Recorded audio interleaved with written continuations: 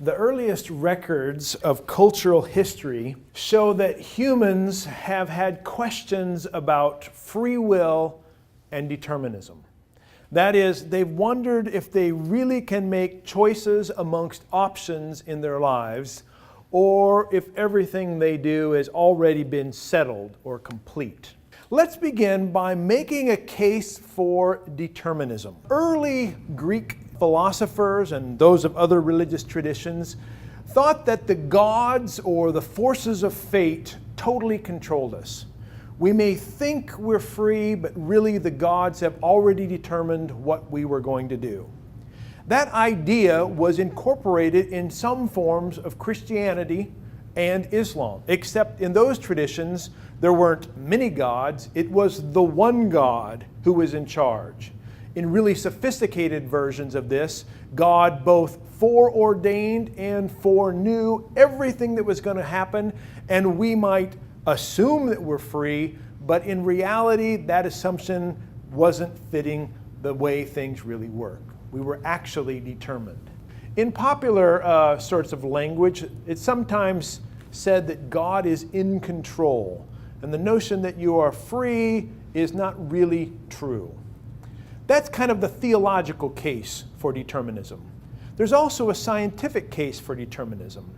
And one of those arguments comes from physics, at least physics of about 100 years ago. Physics said, or at least physicists thought, that their bodies and the world around them were fundamentally little balls that mechanically bounced off one another. And the view was that those balls entirely determined who we were. That particular view has been questioned in the last at least 50 years with quantum theory. Today, many physicists believe that at the quantum level of reality, it's not absolutely determined, but there's at least indeterminism and perhaps the possibility for a later emergence of true freedom. Biologists, or at least some biologists, have thought that we are entirely determined by our genes. One of the most famous atheists today, a guy named Richard Dawkins, says that we are robots blindly programmed by our selfish genes. We have no free will. But even amongst biologists today, the idea that we can somehow know that our genes determine us has fallen on hard times. Many biologists say there's something like self-organization at the smallest levels of reality. And the idea that genes are just one force among other forces has become more and more common. Some neuroscientists today say that our neurons have somehow determined us entirely.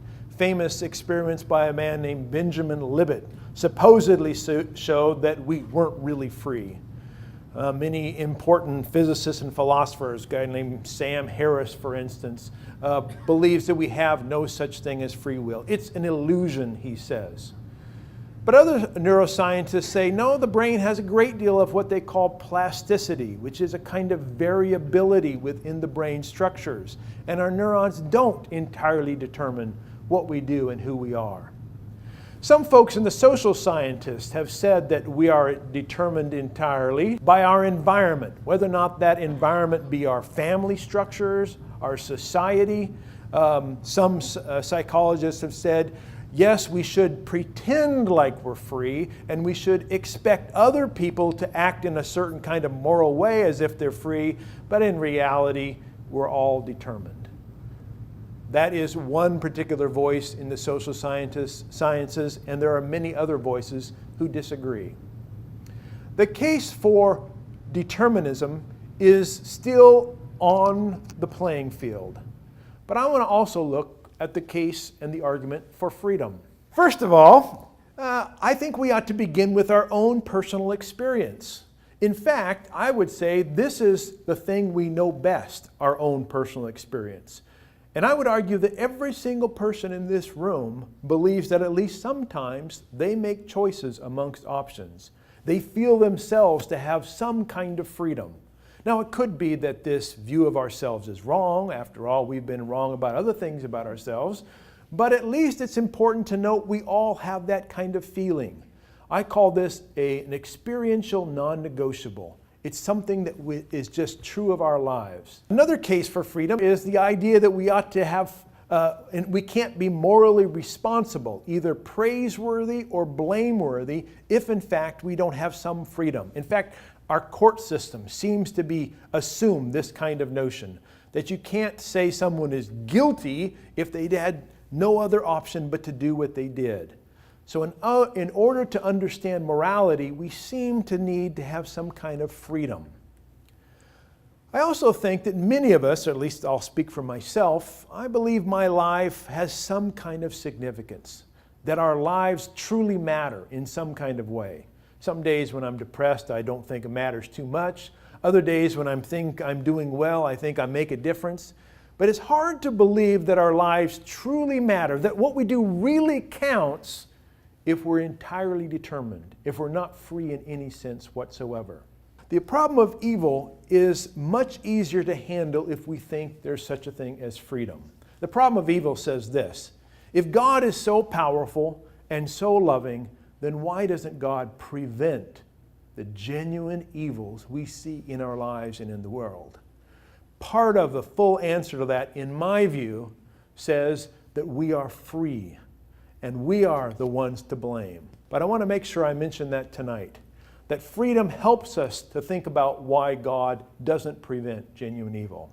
I could go on and talk about other reasons why I think or other reasons in the case for freedom.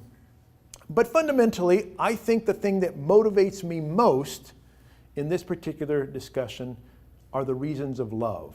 I don't think that science or theology or even our personal experience can prove either that free will is true or that determinism is true. I don't think we can somehow construct a scientific experiment that at the end we say, whoop, turns out we're free after all. Or I don't think we can turn to the precise doctrine of God that tells us, you know what, you're determined. We all have certain preferences. We all look at these kinds of data in particular ways, but I don't think they can prove beyond a shadow of a doubt.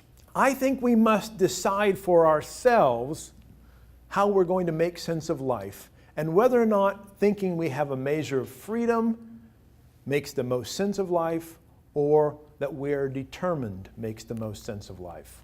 My own view is that we are free.